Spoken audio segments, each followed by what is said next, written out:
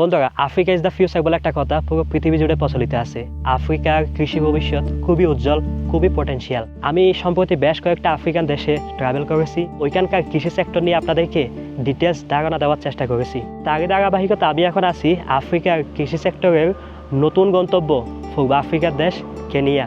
আমি চ্যাটজিপিটিকে জিজ্ঞেস করি যে আফ্রিকা, বিশেষ করে পূর্ব আফ্রিকা মহাদেশের মধ্যে বড় আকারের কৃষি বিনিয়োগ এবং রপ্তানি, এই দুইটার জন্য ভৌগোলিকভাবে কোন দেশটার অবস্থান সবচেয়ে বেশি শক্তিশালী। চ্যাটজিপিটি আমাকে উত্তর দেয় কেনিয়া। সেই কেনিয়াতে যদি লার্জ স্কেলে বিনিয়োগ করা যায়, বিশেষ করে কৃষি সেক্টরটাতে, অ্যান্ড কেউ যদি চায় এখান থেকে export to all over the world, it's quite possible and it's too easy. আমি আজকে আপনাদেরকে একটা ট্যুর দিতে যাচ্ছি বেসিক্যালি এই কেনিয়ার কৃষি সেক্টর নিয়ে। যেখানে আছেন একজন বাংলাদেশি, ওনারা বেশ কয়েকজনে মিলে প্রায় 40-45 বিঘা জায়গা ওনারা কিনেন। এটার দাম, পজিশন, অবস্থান সব কিছু আপনাদেরকে শেয়ার করতে যাচ্ছে আজকের এই ব্লগটার মাধ্যমে। আফ্রিকামুখী যেসব কৃষি উদ্যোক্তারা আছেন, বিশ্বের বিভিন্ন দেশ থেকে আফ্রিকায় এসে কৃষি সেক্টরে বিনিয়োগ করতে চান, আজকের এই ভিডিওতে আপনারা বেসিক্যালি জানতে যাচ্ছেন এই আফ্রিকার দেশ কেনিয়াতে কৃষি সেক্টরে বিনিয়োগ করতে হলে আপনার কী কী বিষয়গুলো জানা দরকার, কী ধরনের প্রফিট এখান থেকে করা সম্ভব, কোন কোন সেক্টরগুলোতে এখানে ইনভেস্ট করা পসিবল, সেই সাথে কেউ যদি ফ্যামিলি নিয়েও সেটেল হতে চায় কী ধরনের ফিউচারগুলো এখানে আপনার জন্য ওয়েট করছে, সেই সাথে আনপ্ল্যান্ড আরও অনেক কিছু। ডেফিনেটলি একটা ইনফরমেটিভ ট্যুর পেতে যাচ্ছেন আজকের এই ভিডিওটাতে। সাবস্ক্রাইব করুন আনসিন আফ্রিকা, নিঃসন্দেহে উপভোগ করবেন পুরো ভিডিওটা। দুপুর বাজে এখন 2:30 বা 3টার কাছাকাছি। আমরা বের হলাম, রাজধানী থেকে একটু আউট অফ সিটি যাচ্ছি আমরা। বেসিক্যালি এখানকার কনস্ট্রাকশনগুলো দেখেন, জাস্ট হ্যাভ এ লুক যে কীভাবে আগাচ্ছে। নাইরোবি শহর এত বেশি এক্সপান্ড হচ্ছে ডে বাই ডে, এটার লোক এত বেশি চেঞ্জ হচ্ছে, আই ক্যান্ট এক্সপ্লেন ইউ। শুধু আনসিন আফ্রিকা নয়, আননোন আফ্রিকাটাও আপনাদের সাথে শেয়ার করে থাকি। আমি এখন আছি আফ্রিকার কেনিয়ার রাজধানী নাইরোবির সিটি সেন্টার থেকে প্রায় 20 কিলোমিটার দূরে একটা জায়গায় যাওয়ার পথে আমি আছি। আমার সাথে আছেন ডক্টর আজিমউদ্দিন। কেমন আছেন আপনি? আছি ভাই, আলহামদুলিল্লাহ ভালো। আমি আছি 2008 থেকে প্রায় 18-19 বছর।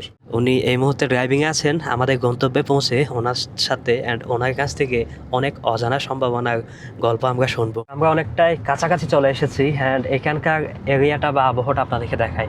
আমরা যাচ্ছি বেসিক্যালি ডক্টর আজিমউদ্দিন ভাই এবং ওনারা মিলে একটা জায়গা কিনে এখানে। বললেন কত বিঘা যেন? 40-50 বিঘার কাছাকাছি, 42 বিঘা। তো ওই জায়গাটাতে আমরা যাচ্ছি। আর সাথে আপনারা দেখতে পাচ্ছেন এখানকার আশেপাশের যে আবহাওয়া বা পরিবেশ, যাওয়ার যে যাতায়াতের যে মাধ্যম দেখতে পাচ্ছেন, এখানে কিছুই নাই, একদম খালি পড়ে আছে জায়গা। অনেক দূর গিয়ে হয়তো কিছু বাড়িঘর দেখা যাচ্ছে, আর বাড়িগুলো কিন্তু ডুপ্লেক্স বাড়ি। এটা অনেকটাই এইভাবেই বলতে পারেন মানুষ শখের সময়গুলো কাটানোর জন্য তাদের অবসর বা ভ্যাকেশন হাউস বলতে পারেন। আর সেরকম এরিয়াতেই মেনলি আমরা যাচ্ছি। রাস্তাটা এখন হয়তো বা দেখে মনে হচ্ছে খুবই কাঁচা, অদূর ভবিষ্যতে আশা করা যায় এখানে রাস্তার অবস্থানটা পরিবর্তন হবে। আর মাটির কালার দেখে আপনারা কোয়ালিটি বা মাটির নেচারটা হয়তো বা কিছুটা গ্যাস করতে পারেন। Black cotton. Black cotton soil basically এগুলো। ভাই এত দূর হবে আমার আইডিয়া ছিল না, আপনি জিজ্ঞেস করেন কি অবস্থা। হাই হাই মাশাআল্লাহ, বললাম চলে আমরা গাড়িতে যাই। আমার আইডিয়া ছিল না যে এত দূর হতে পারে। আচ্ছা, আমরা ট্যুরটা শুরু করব। ভাই এটা কি জায়গা, ইয়াটা শুরুটা কি এখান থেকে হলো? হ্যাঁ, এখান থেকে এটাই গেট। তো অনেকক্ষণ হাঁটলাম, আর মনে হয় না যে হাঁটতে পারবো। আর হাঁটা ঠিক হবে না। এখানে অনেক ইউক্যালিপটাসের গাছ দেখা যাচ্ছে, এগুলো কিসের? এগুলো জাস্ট আগেই লাগানো ছিল, আমরা কেনার আগেই লাগানো ছিল। আচ্ছা, আপনারা যখন কিনেছেন এখন কি আপনারা এই মালিক এই ইউক্যালিপটাস গাছগুলো? হ্যাঁ। আচ্ছা, তো এখন তো ধরেন জায়গার ডিটেলসটা যদি কাইন্ডলি জানাতেন, এখানে কত একর বা কত বিঘা বা কি বিষয়বস্তু? এখান থেকে আমাদের যে আপনি এখান থেকে যে হাঁটা শুরু করলেন, ওইখান থেকে গেট থেকে এটার এন্ড। আচ্ছা, এই ব্লকের এন্ড। আচ্ছা, আর এই ব্লকের এইখান থেকে একদম এই শেষ পর্যন্ত এই যে চারিপাশে যা আছে আর কি। আচ্ছা, এটা কত একর? বা এখানে হচ্ছে আপনার আছে হচ্ছে ওই তো বললাম মোটামুটি 45 বিঘা 42 বিঘা এরকম আর কি। আচ্ছা, তো বলা যায় যে মোটামুটি রাস্তা তো সব এখানে, আবার আমাদের সব আপনার 14 মিটার করে প্রত্যেকটা প্লটের সাথে আপনার রাস্তা, ঠিক আছে? 14 মিটার রাস্তা এই বলতে? যে রাস্তা দেখতেছেন যেটা, এটা এই মাঝখানে এই এত বড় বড় রাস্তা হচ্ছে প্রত্যেকটা প্লটের সাথে, যে ফাঁকা জায়গাটা দেখতেছেন। ও আচ্ছা, এটা হলো রাস্তা। হ্যাঁ দেখতে পাচ্ছি যে এখানে রাস্তা দিয়ে ডিভাইডেড করা, আই মিন এটা প্লট আকারে এখন প্লট আকারে সব ভাগ করা। এমন কয়টা প্লট আছে এখানে? এখানে আমাদের হচ্ছে প্রায় 60টা প্লট আছে আর কি আমাদের। এই 42 বিঘার মধ্যে 60টা প্লট আছে? হ্যাঁ, 42 বিঘার মধ্যে আমাদের প্রায় 60টা। বাহ, তো জমির দাম কেমন এটা আমরা জানবো আস্তে আস্তে ধীরে। এখানে ওনাদের এখানে আমরা নিছিলাম যখন, তখন ধরেন প্রায় আমরা নিছিলাম হচ্ছে আপনার প্রায় 1.5 মিলিয়ন করে পার প্লট। আচ্ছা, হ্যাঁ, 1.5 মিলিয়ন করে ছিল। তো এখন ধরেন মোটামুটি এখন তো দাম বেড়ে গেছে, 5-6 বছর হয়ে গেল। নিয়েছেন 5-6 বছর আগে? 5-6, এখন মোটামুটি প্রায় 7-8 বছর আগে আর কি। আচ্ছা, কয়েক বাঙালি ভাই মিলে কিনলাম, তার মধ্যে ডাক্তার আছে, ইঞ্জিনিয়ার আছে, ফার্মাসিস্ট, মাইক্রো ফাইন্যান্সের লোকজন আছে। আচ্ছা, হ্যাঁ, তো মোটামুটি আমরা প্রায় 3-4 প্রফেশনাল লোকজন আছি একসাথে। তো সবাই মিলে এটার মানে আমরা চেষ্টা চালাইছি যে একটা অ্যাটলিস্ট বাঙালিদের একটা কর্নার থাক, যেখানে হয়তো ভবিষ্যতে ভালো কিছু একসাথে করা সম্ভব হবে। একটা বিষয় কাইন্ডলি জানাবেন, এখন বর্তমানে এই কেনিয়াতে আনুমানিক কত বাংলাদেশি আছেন? এইখানে এখন ধরেন বাংলাদেশি আসলে আসলে ওইভাবে যাওয়া আসার মধ্যে আছে। তার মধ্যেও এখন বলা যাচ্ছে যে এখন সিটিজেনের সংখ্যা বাড়তেছে প্রতিনিয়ত। আচ্ছা, প্রত্যেক বছরই আমরা দেখা যাচ্ছে যে প্রায় 3-4টা ফ্যামিলি নতুন করে কেনিয়ান হচ্ছে, আচ্ছা, কেনিয়ান পাসপোর্ট পাচ্ছে। সেই ক্ষেত্রে বলা যায় যে আগের বছরগুলোর চেয়ে এখনকার সময়ে মানে কেনিয়ানদের নাম্বার বাড়তেছে, বাংলাদেশি কেনিয়ান যারা। আচ্ছা, তো সেটাও একটা ভালো দিক যে সবাই একসাথে মিলে আরো একটা বড় টিম হবে, কাজ করা যাবে একসাথে। ইউনাইটেড আমরা দ্য পাওয়ার। চেষ্টা করি যে অ্যাটলিস্ট সবাই মিলে যদি কিছু করে সেটা অনেকটাই ভালো।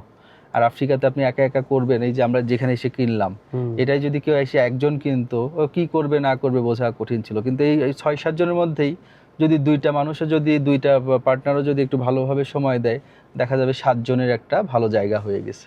ডেফিনেটলি 7 জনই কিন্তু সময়টা ওইভাবে দিতে পারবে না বা আসবে না। তো সেটা একটা দিক। তারপরে আরেকটা ব্যাপার যে আমরা প্ল্যান যে কোনো সময় একটা চেঞ্জ করতে পারি, একটা ভালো প্ল্যান আসলে ওইটাকে অ্যাকসেপ্ট করতে পারি। ডেফিনেটলি হয়তো বা একটা ভালো টিম আসলো, তারা হঠাৎ এসে জায়গাটা তো পাবে না, বা জায়গাটা তারা কিনতেও পারবে না অ্যাজ এ ফরেনার হিসাবে, কিন্তু তারা অ্যাটলিস্ট কেনিয়ান বাংলাদেশি যারা আছে তাদের সাথে একটা কোলাবোরেট করে স্থায়ীভাবে ভালো কিছু করতে পারবে। ডেফিনেটলি। আর যদি সে মনে করে যে না আমি একা একা কিসে করব, সে আলটিমেটলি ওইটা একটা লসে পড়বে বা কেউ তার সাথে একটু ঝামেলা করবে, সেই করবে, মানে একটা স্ট্রাগল দেখা যায়, স্ট্রাগলিং ওয়েতে সে রান করতে পারবে আর কি, কিন্তু স্মুথলি হবে না। বুঝতে পারছি। কিন্তু যখন দেখা যাবে না কেনিয়া, এই যে 6-7 জনের কথা বললাম, সবাই খুব ভালোভাবে এখানে আছে, প্রতিষ্ঠিতভাবে আছে। সুতরাং যেই করুক, ওইখানে যে দেশেই যাক, সেই দেশের ধরেন মানুষজন একসাথে কাজ করলে এটা সহজ। তো আমরাও এরকম ওয়েলকাম জানাই লোকজনদেরকে, যদি কেউ ভালোভাবে এসে ধরেন কাজকর্ম করতে চায়, অবশ্যই আমরা যে কেউ আসুক আমরা কিন্তু সময় দিই। তাকে আমরা একেবারে যে সময় দিই না বা বসে একটু চা কফি খাই না, এরকম না। আমরা সবাইকে সময় দিই, ওয়েলকাম জানাই, যে আমরা আসলে তো সবাই তো যার যার একটা এক্সপায়ারি আছে, সবাই চলে যাবে, কিন্তু যাতে একজন আরেকজনের সংস্পর্শে সেও এসে একটা কিছু শুরু করে, ভালো কিছু করে, ওইটাই আমাদের আলটিমেট একটা আউটকাম বা অ্যাচিভমেন্ট যাই বলে। আজিমউদ্দিন ভাই, অপরচুনিটিস নিয়ে কথা বলছিলেন, আফ্রিকা ইজ দ্য ফিউচার বলে একটা লাইন। আসলে মানুষ যদি চেষ্টা করে বা একটু দেশের মানচিত্র থেকে একটু বের হয়ে আসতে পারে, তাহলে কিন্তু সে ভালো করে, সে পরিশ্রম করে, সে সব কিছু নিয়ে চিন্তা করে এবং সে প্রতিনিয়তই নিজেকে আপডেট করে। টেকনিক্যাল কাজকর্ম যারা করতে পারে তাদের একটা অপরচুনিটি আছে, কিন্তু তাকে সেই জায়গাটা খুঁজে নিতে হবে। হ্যাঁ, সেই জায়গাটায় যদি সে বসতে পারে, কারণ সবাই তো আপনাকে ওই জায়গাটায় বসানোর ব্যবস্থা করতে পারবে না, কিন্তু তাকে এসে দেখতে হবে যে সে কোন জায়গাটায় সে ফিট হইতে পারে। 2-4 জন মানুষের ছায়ার নিচে বসতে হবে। আর টেকনিক্যাল বলতে কেমন? আর টেকনিক্যাল ধরেন সব কিছু, এই ধরেন আমাদের দেশে আমি যেমন এই যে আমাদেরও একটা প্ল্যান মানে কথাবার্তা বলতেছি, আমাদের ময়মনসিংহে তো প্রচুর ফিশারিজের কাজকর্ম হয়। ইভেন আমাদের লোকজনরা তো আসলে ওই একটা বয়স থেকেই তারা সরাসরি কাজের সাথে ধরেন যুক্ত। তো আমি যেটা দেখি যে আসলে মানুষ যেটা করে আসতেছে, যেটা বুঝে আসতেছে, সেটা যদি তার প্রাতিষ্ঠানিক শিক্ষা খুব বেশি নাও থাকে, সে করতে করতেই কিন্তু অনেক কিছু জানে, এবং তাদেরকে তো সরকারি পর্যায় থেকেও বিভিন্ন লোকজন এসে ট্রেনিংটা দেয় বা তাদেরকে বলে অনেক কিছু, অনেক তারা শেখে। তো আমাদের যেহেতু বাড়ি ময়মনসিংহ, সুতরাং আমরা দেখে থাকি যে আমাদের চারিদিকে প্রচুর ফিশারিজের লোকজন এবং ভালো করতেছে। কিন্তু সেই হিসাব থেকে যদি আপনি দেখেন যে আমাদের দেশে যদি তেলাপিয়ার দাম হয় 50-60 টাকা কেজি, যেটা কৃষকরা পায়, বা 80 টাকা কেজি কৃষকরা পায়, আচ্ছা, সেইটাই ধরেন একই কাজ কেনিয়াতে করে ওইখানে 1 বছরে যে প্রফিট করবে, হ্যাঁ, সেটা তো এখানে সে এসে মানে 1 মাসে করবে। কারণ সেই তেলাপিয়ার দাম এখানে হচ্ছে আপনার 600 টাকা কেজি, 700 টাকা কেজি, এবং এটা ডিপেন্ড করে যে আপনি সুপার মার্কেটে কিনতে গেলে দেখবেন আপনি 900 টাকা কেজি 1 কেজি তেলাপিয়া মাছ, 1 কেজি। তাহলে আপনি চিন্তা করে দেখেন, উনি 10 বছর এখানে যা করবে, এই আফ্রিকাতে সে যদি একটু গুছায় নিতে পারে, সে তো সেটা করবে 10 থেকে 12 মাসে, দ্যাট মিন্স এক বছরে 10 টাইমস। 10 টাইমস। আচ্ছা। তো এইগুলার ব্যাপার আছে। তো আপনি একই সাথে যখন ফিশারিজটা করবেন, আপনি যখন এই যে আপনার কি বলে ভেজিটেবল করবেন, হুম বা আপনি পোলট্রি করবেন, ডেইরি ফার্ম করবেন, হুম হুম। এখানে তো মানে প্রচুর এই যে দই, মানে দুধ টুধ হওয়ার সাথে সাথে লোকজন এসে ট্রাকে করে নিয়ে যায়, তারা দই বানায় নিজেদের কোম্পানিতে, এই করে সেই করে। আর যাদের ধরেন একটু দুধ বেশি আছে, তারা দেখা যাচ্ছে নিজেরাই একটা ফ্যাক্টরি করে হুম। দই বানানো শুরু করে দিচ্ছে। হ্যাঁ, তো আচ্ছা।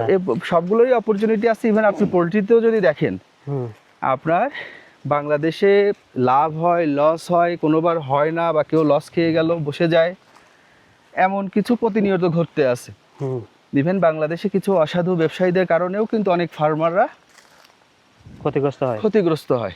হুম। তো কিন্তু এইখানে কিন্তু এটা একদম ফিক্সড, যে দাম, মুরগির দাম এটা ফিক্সড।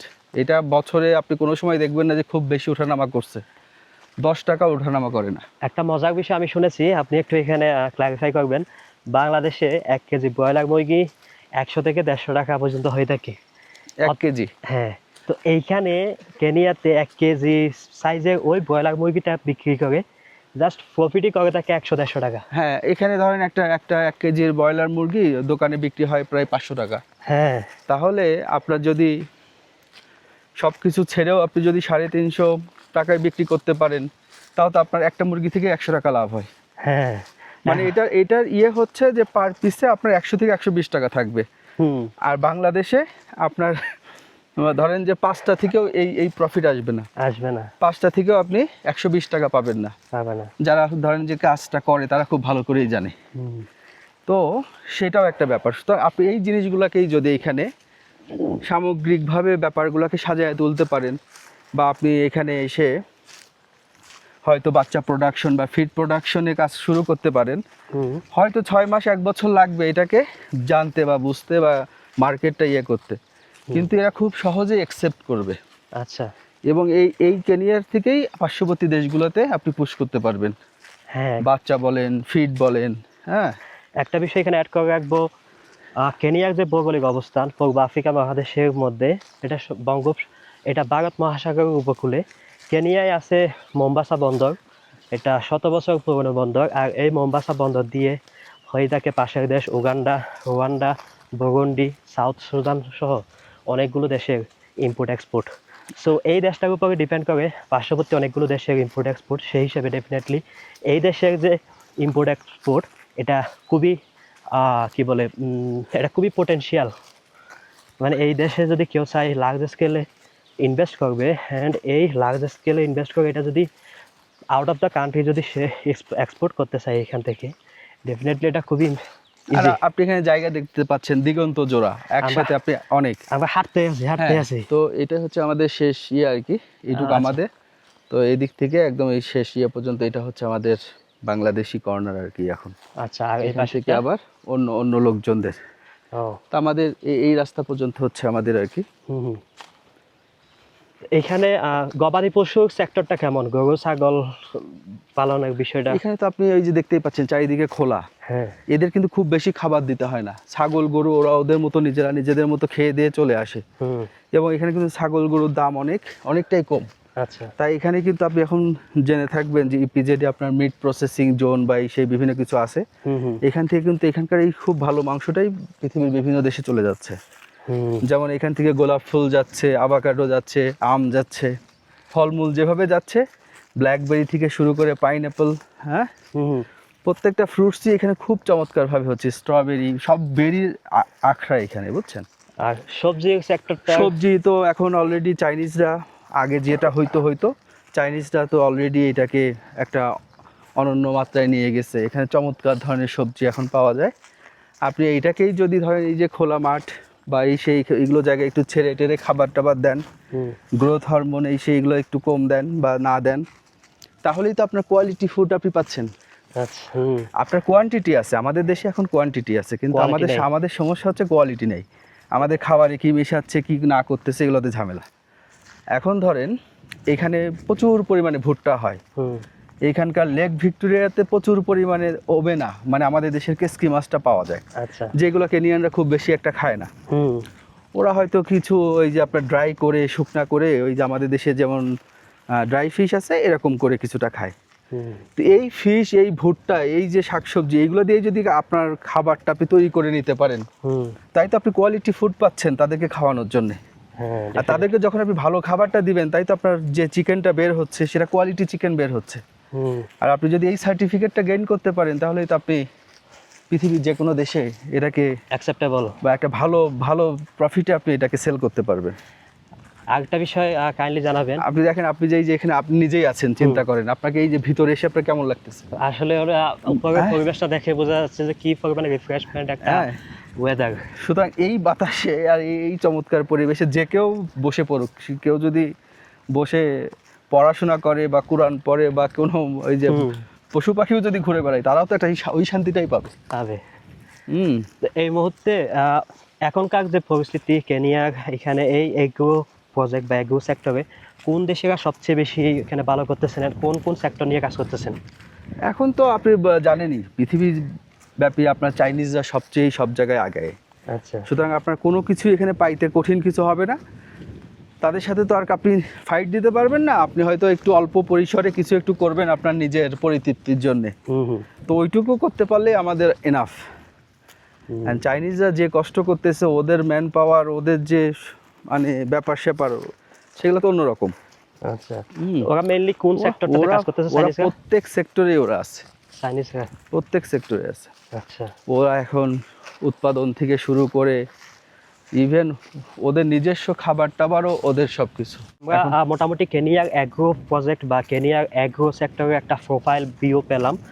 এখন বেসিক্যালি আপনার এই যে জায়গাটা আপনারা কিনলেন, কি প্ল্যানিং বা এখানে কি বিষয় নিয়ে ভাবছেন আপনারা? আমরা তো আসলে সত্যি কথা বলতে যেটা হচ্ছে সেটা হচ্ছে আমরা যে খুব বেশি সময় দিতে পারি তা না, কারণ সবাই প্রফেশনাল। আপনাকে বলছি আমাদের এখানকার 2-3 জন হচ্ছে ডাক্তার, 2 জন হচ্ছে ইঞ্জিনিয়ার, হ্যাঁ, একজন ফার্মাসিস্ট, একজন মাইক্রো ফাইন্যান্সে কাজ করে। সুতরাং সবাই হচ্ছে যার যার কাজে ব্যস্ত। তো আমরা চেষ্টা করতেছি যে দেখি যদি বাংলাদেশ থেকে এরকম 3-4 জন টেকনিক্যাল পার্সন নিয়ে আসা যায়, যারা এসে এখানে ফোকাস করবে। আর মেইনলি তো কাজ করবে কেনিয়ানরাই। লেবার হিসাবে তো আপনার মানে খুব বেশি লোকজন বাইরে থেকে আনার জায়গা নাই। তো আমরা চেষ্টা চালাচ্ছি যদি কোনোভাবে সম্ভব হয় যে অ্যাটলিস্ট 3-4 জন একটা টিম এখানে আমরা রেডি করতে পারি, তাহলে ধরেন আমরা কাজকর্ম শুরু করব। মেইনলি কোন ধরনের ফিল্ড এটা হতে যাচ্ছে? বা ধরেন এখানে আমরা হয়তো পোলট্রি, ডেইরি, তারপরে আপনার কিছু ভেজিটেবল গ্রিন হাউস প্রজেক্ট করলাম, যেখান থেকে আমরা প্রতিনিয়ত হয়তো একটা সাপোর্ট পাবো এখানে। প্লাস ফিশারিজের প্ল্যানটাও আছে, যেটা আপনার এখন ইনডোরে হচ্ছে। হ্যাঁ, অনেক জায়গা আছে না মাছের চাষ করতেছে ইনডোরে, বাট ওইটাই হবে, খোলা জায়গায় হবে, কিন্তু সিস্টেমটা হবে সেই টাইপের অ্যাকুয়া ফিশিং যেটা এখন হচ্ছে। হ্যাঁ, তো আমরা কথাবার্তা বলতেছি, আমি 2 জনের সাথে কথাও বলছি যারা এসে একটু হয়তো দেখবে, কিংবা আমরা চেষ্টা চালাবো যাতে 2-1 জন ইনভলভ হয় এখানে। তাহলে সেই টেকনিক্যাল লোকগুলো এসে গেলেই তাহলে ধরেন আমাদের তখন ফার্দার ইনভেস্টমেন্ট করতে বা তারা নিজেরাও কিছু ইনভেস্ট করবে, যাতে তাদের একটা বেটার একটা পজিশন থাকে, নিজেদের একটা বেস যেন থাকে, বেস যেন তাদের থাকে আর কি। হ্যাঁ। আরেকটা বিষয় একটু স্লাইটলি বলবেন যে কেনিয়াতে যদি কেউ এগ্রো ফার্ম নিয়ে বা এগ্রো প্রজেক্টে কাজ করতে চায়, মিনিমাম কত অ্যামাউন্ট নিয়ে তার এখানে ইন করা পসিবল? মিনিমাম যদি US ডলারে কাউন্ট করেন। এখন ধরেন এখানে তো আসলে বিজনেস পারমিট পাইতে গেলে আপনি যেটা দিয়ে শুরু করেন সেটা আপনার ব্যাপার, কিন্তু আপনাকে অ্যাটলিস্ট আপনার একটা বেটার ওয়েতে দেখাইতে হবে। $1,00,000 একটা ইনভেস্টমেন্ট আপনাকে ব্যাংকে থাকতে হবে, যেটার প্রেক্ষিতে আপনি এখানে বিজনেস পারমিটটা পাবেন। তবে এগ্রিতে তো সুবিধা আছে, অন্য অন্য ওয়ার্ক পারমিটের চেয়ে এগ্রিতে এখানে আপনার 50% ওয়ার্ক পারমিট ফি আর কি। তো ওইটা জাস্ট ব্যাংকে দেখানোর ব্যাপার, ওইটা আপনার কোনো ইয়ে না যে আপনাকে এই খরচটা সরকার নিয়ে নিচ্ছে বা সরকার এটাকে কোনো হস্তক্ষেপ করবে, এরকম না। আচ্ছা। এগ্রিতে অনেক ধরনের ছাড় আছে, বাট অ্যাটলিস্ট $1,00,000 একটা অ্যামাউন্ট আপনার ব্যাংকে দেখানো লাগে আর কি। আচ্ছা আচ্ছা। আমরা মনে হয় এয়ারপোর্টের খুব কাছে আছি, দেখা যাচ্ছে একটা কেনিয়ান এয়ারওয়েজ ল্যান্ডিংয়ে আছে। না, জাস্ট এই যে ধরেন আপনার এয়ারপোর্ট, তারপরে হচ্ছে ন্যাশনাল পার্ক, হুম। তারপরেই হচ্ছে লোকালয়। তো লোকালয়ের সাথেই হচ্ছে আমরা প্রথম আর কি, এই সাইডটাই হচ্ছে প্রথম, তারপরে তো এই সাইডটা চলে গেছে ওইদিকে, এমন আর কি। এই ধরনের প্রজেক্টগুলোতে আমি অনেককে দেখেছি যারা আফ্রিকার এসব দেশে এসেছেন, মোটামুটি একটু গুছিয়ে নিয়ে ওনারা ফ্যামিলি নিয়ে আসেন। হুম হুম। তো সেই ক্ষেত্রে ফ্যামিলি নিয়ে থাকা বা সেটেল হওয়ার মতো কি এনভায়রনমেন্ট বা পরিবেশটা এখানে আছে, লাইক বাচ্চাদের পড়াশোনা হতে পারে, ওনাদের থাকার নিরাপত্তা হতে পারে। না, নিরাপত্তা পড়াশোনা এখানে খুবই ভালো। নিরাপত্তার ক্ষেত্রে তো আমরা জানি, এই যে আপনি আসার সময় দেখলেন আমি যে জার্মান শেফার্ডের একটা নেওয়ার প্ল্যান করলাম। আচ্ছা। সুতরাং এখানে আপনি দেখবেন ইভেন এই যে ওদের যে মানে কুকুরের কথা আমাকে বললো, হ্যাঁ। এটাও কিন্তু ওদের একটা বড় ব্যবসা। কাদের? ওরা জাস্ট ব্রিডিং করে কুকুরের। ও আচ্ছা আচ্ছা। তো এইটাও কিন্তু এখানে কিন্তু প্রত্যেক বাড়িতে বাড়িতে কুকুর দিয়ে মানুষও থাকে, আবার কুকুরও সিকিউরিটি থাকে। আচ্ছা। সুতরাং আপনি কোনোটাই ফেলে দেওয়ার মতো কিছু না, মানে প্রত্যেকটা জিনিস, যেমন এই যে কুকুর, তারা এক একটা কুকুর বিক্রি করে প্রায় 50 থেকে 80 হাজার টাকা। তো বিষয়টা কি মানে হ্যাঁ। এরকম কি কোনো রেকর্ড আছে যে এমন কোনো অপ্রীতিকর ঘটনার শিকার হয়েছে বলে তারা এই ধরনের ব্যবস্থাগুলো নেয়, না, নাকি জাস্ট? আসলে এটা এখানে এই সিকিউরিটিটা ব্যাপারটা তো ব্রিটিশদের সেই সময়কাল থেকে চলে আসতেছে, সুতরাং ওই শিক্ষাটা ওদের মাঝে এখনো আছে। যে কুকুর তো পালন। প্রত্যেক বাসাতে আপনি এখানে দেখবেন ইলেকট্রিক ফেন্স আছে, আপনার সিকিউরিটি আছে, রাতেও সিকিউরিটি থাকে। সুতরাং এটা এখানকার কমন একটা ব্যাপার। যারা আচ্ছা। মনে করেন ফরেনার আছে বা বিভিন্ন ইয়ে আছে বা কিছু নাই, তারপরেও গেটে একজন দারোয়ান আছে, আচ্ছা, হ্যাঁ যেখানে দেখেছি। একেবারে কিছু নাই। হুম। তো এটা এদের কমন। এটা তো একটা আপনি একটা ভালো দিকও, ধরেন একটা কর্মসংস্থান হইলো। হ্যাঁ হ্যাঁ। হ্যাঁ, তো এই আর কি। তো মোটামুটি তবে সিকিউরিটির ব্যাপারে কোনো এমন আমাদের ওইভাবে কোনো সমস্যা নাই। এডুকেশনের ব্যাপারে কোনো সমস্যা না। আমাদের বাচ্চারা অনেক ভালোভাবে এখানে পড়াশোনা করতেছে। আপনি তো কারণ আছেন 19 ওরা বছর ধরে, বললেন আপনার বাচ্চা এখানে পড়াশোনা করে। পড়ে, ধরেন ক্যামব্রিজে পড়ে, আচ্ছা ইংলিশ মিডিয়ামে পড়ে, ওরা 3-4টা ভাষা শিখে স্কুলে। আচ্ছা, কি কি ভাষা এগুলো? ধরেন আপনাকে বাংলা ইংলিশের পাশাপাশি ধরেন বাংলা তো ধরেন তারা এখানে কমিউনিটির মাঝে মাঝে যতটুকু পারে বা দুই একজনের কাছ হুম। থেকে শেখে। আর হচ্ছে ইংলিশ কি সোহেলি তো এখানে কমন থাকবেই। থাকবে। তারা ফ্রেঞ্চ শিখতেছে, স্প্যানিশ শিখতেছে। বাহ। হ্যাঁ, তাদের স্কুল থেকে এগুলো কমন, যে এইগুলো ভাষায় তাদেরকে পারদর্শী হতে হবে, পরীক্ষা দিতে হবে। হ্যাঁ, তো আরো 2-3টা ভাষা, যেমন আপনার ওইখানেই তো আপনি জানেন যে পর্তুগিজদের। হুম হুম। সুতরাং ওদের এরকম ভাষা শিক্ষা প্রায় 5-6টা ভাষা ওদেরকে কন্টিনিউয়াসলি শেখানো হয় স্কুল থেকে। আচ্ছা। হ্যাঁ, আর ওদের জন্য আসলে আমি কেনিয়ানদের ক্ষেত্রে যেটা দেখি, আমাদের কাছে যারা এখন ধরেন উঠতি বয়সের, যারা ম্যাট্রিক ইন্টার পাস করলো, হুম হুম। তারা আপনার দেখা যায় যে পড়াশোনা শেষ করে বাইরের দেশে চলে যাচ্ছে, পড়াশোনা করতেছে, ওদের কোনো বাধা নেই, পৃথিবী ওদের জন্য খোলা। এখানে এডুকেশনাল এক্সপেন্সটা কেমন, খরচ কেমন হয়ে থাকে? এখানে আপনার ওই যে ইনকামও যেমন, খরচ হতে পারে। প্রত্যেকটা সেক্টরেই তো সবাই ইনকাম করে, তাই না? হুম। তো সবাই যদি ইনকাম করে থাকে, এখন আপনি যে ইনকামটা এখানে করতেছেন, স্কুল থেকেও সেই ইনকামটা ওইভাবেই করবে, কারণ তার সেও তো আপনার কাছ থেকে সেই ফ্যাসিলিটিটা নিবে, আবার আপনিও তার কাছ থেকে সেই ফ্যাসিলিটি নেবেন। আচ্ছা। সুতরাং সবকিছুতেই খরচও আছে, আবার ইনকামও আছে। ইনকাম এবং খরচ নিয়ে কথা হচ্ছিল। ডিরেক্টলি ইনকাম তো বলা যায় না, এক এক প্রফেশনে এক এক রকমের ক্যাটাগরাইজড হয়ে ইনকামটা হয়ে থাকে। জাস্ট খরচটা যদি আমরা একটু আইডিয়া নিই, তাহলে ইনকামের একটা আইডিয়াও পেতে পারি ডেফিনেটলি। আপনার একজন বাচ্চা না, সে যে পড়াশোনা করে, কেমন খরচ যায় মান্থলি স্কুলে? এখানে আমরা তো আসলে যে স্কুলটা ফলো করি, বেসিক যেটা ডিমান্ড সেটাই ফলো করি, বাট ধরেন আমাদের মোটামুটি এখানে এই ধরেন 4.5-5 লাখ টাকা বছরে আমাদের খরচ হয়। আচ্ছা। তো এখানে আপনি চাইলে, এখানে যারা ধরেন বিভিন্ন ইন্টারন্যাশনাল অর্গানাইজেশন বা ইয়েতে চাকরি বাকরি করে, তাদেরটা ধরেন প্রায় $30,000-40,000 পার পার ইয়ার? ইয়ার। তারা মোটামুটি ধরেন এরকম আর কি, প্রায় $30-40 হাজার খরচ, তাদের প্রায় 50 লাখ টাকা বছরে। মানে এটা মোটামুটি বলা যায় হাইয়েস্ট ক্লাস। হ্যাঁ, ক্লাস ধরেন যাদের ফুল সাপোর্ট আছে, অফিসিয়াল হ্যাঁ। অফিস পে করে, আর তো তারা শেখা। আমরা যারা ধরেন যারা ইনকাম করি বা আমি মেইনলি একজন বিদেশি হিসেবে এখানে একজন বিদেশ থেকে, বাংলাদেশ থেকে যদি কেউ আসে বা একজন বিদেশি হিসেবে এখানে এসে, তারা তো চাইবেনই যে তাদের বাচ্চারা একটা ভালো মানের পড়াশোনা ইভেন পাক। আপনার এখানে সরকারি স্কুলগুলো আছে, ওইগুলোতে যদিও খুব বেশি আমাদের বাংলাদেশি ছেলেপেলেরা খুব যায় না, কিন্তু পড়াশোনার মান খারাপ না। যদি কেউ চায় যে না, আমি এখন এরকম স্কুলে, প্রাইভেট স্কুলে দিব না, সরকারি স্কুলে পড়বে, সেই ক্ষেত্রে ধরেন যে ওই দেখা যায় যে আপনার $200-300 সেমিস্টার আছে। তো দেখা যায় তার হয়তো ফুল ইয়ারে তার $800-900 খরচ হবে। আচ্ছা। তো $800-900 যদি সে মনে করে যে না আমার এটার জন্য বেটার, তাকে তো আর জোর করে এখানে নিতে হচ্ছে না, সে চাইলেই এখানে পড়াইতে পারে। এবং এখানকার ছেলেপেলেরাও তো ভালো, আমরা দেখি এই সরকারি স্কুলের ছেলেপেলেরা মেডিকেলে চান্স পাচ্ছে, ইঞ্জিনিয়ারিং ইয়েতে চান্স পাচ্ছে। সুতরাং এখান থেকেও অনেক ভালো ভালো ছেলে পেলে বের হচ্ছে। সুতরাং কেউ যদি মনে করে আমার এখন স্ট্রাগলিং টাইম, ওকে, সে সরকারি স্কুলে একটু পড়লো, এটা তো হাউজিং কস্ট কেমন? আপনারা দেখে আসলাম, আপনি যে কম্পাউন্ডে থাকেন ওটা অনেকটা অ্যাপার্টমেন্ট সিস্টেম। ডিপেন্ড করে যে আপনি কেমন ধরনের হাউস চাচ্ছেন। হ্যাঁ, তো আপনি যেটাতে আছেন ওটাতে কেমন কস্টিং যায়? এই ধরেন আপনার মোটামুটি আপনার এখানে 70, 80, 90 হাজারের মধ্যে বেসিক বাসাগুলো পাওয়া যায়।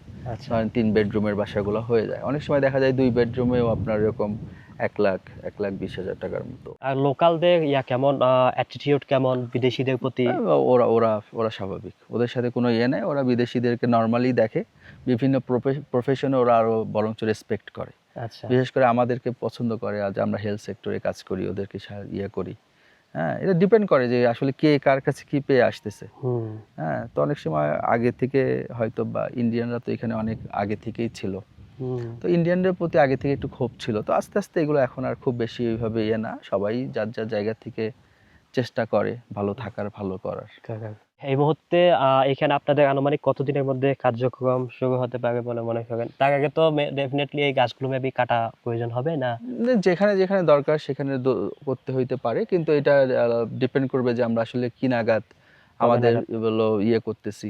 যেমন আমরা এখন ট্রায়াল ফার্ম করতে গেলে আপনি তো জানেন আমাদের ভিতরেও কিছু জায়গা আছে, আমরা ট্রায়াল ফার্মগুলো ওইগুলো জায়গাতে আগে করব।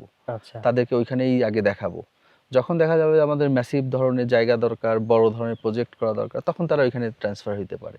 এখন আমাদের ছোট ছোট প্রায় তো 2-3 বিঘা জায়গা যেগুলো আছে, এগুলোতেই তারা এসে দেখতে পারে।